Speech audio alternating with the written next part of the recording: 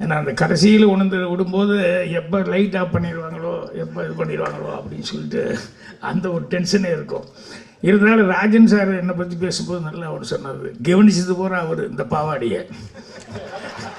ஆனால் கடைசியில் சொல்லும்போது பாக்யராஜ் சார்னு சொல்லி என்னை எடுத்துக்கிட்டாரு பாருங்க.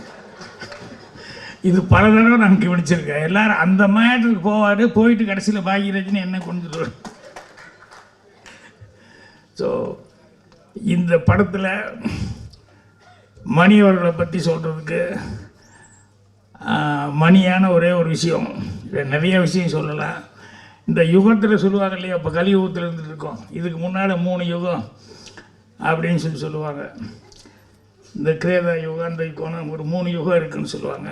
என்னை பொறுத்த வரைக்கும் இந்த கலியுகத்துக்கு நடுவுலையே வந்து கவுண்டமணி யுகம் அப்படின்னு சொல்லி ஒரு சினிமாவில், அந்த யுகத்தை யாருனாலையும் மறக்க முடியாது, தவிர்க்க முடியாது. அந்த அளவுக்கு மணி அவர்கள் ஒரு சினிமாவில் வந்து இவ்வளோ இது சாதித்தார்.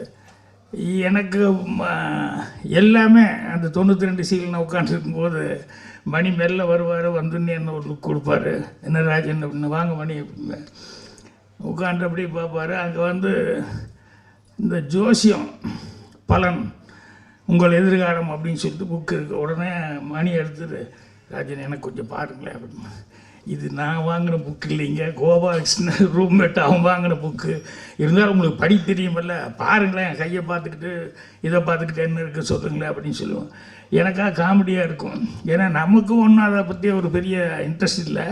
ஆனால் அவர் புஸ்தகம் இருக்குதுன்னு சொன்னோடனே காமிப்பார். அப்புறம் பார்த்துட்டு படிச்சுக்கிட்டு, இல்லை கண்டிப்பாக வந்துடுவீங்க மணி, என்னதான் வந்துடுவீங்க அப்படின்னு சொல்லிட்டு. ஏன்னா ஒரு மனுஷனுக்கு ஹோப் கொடுக்குறது ரொம்ப முக்கியம் இல்லையா, அதை வந்து சொல்லிட்டு இருப்பேன்.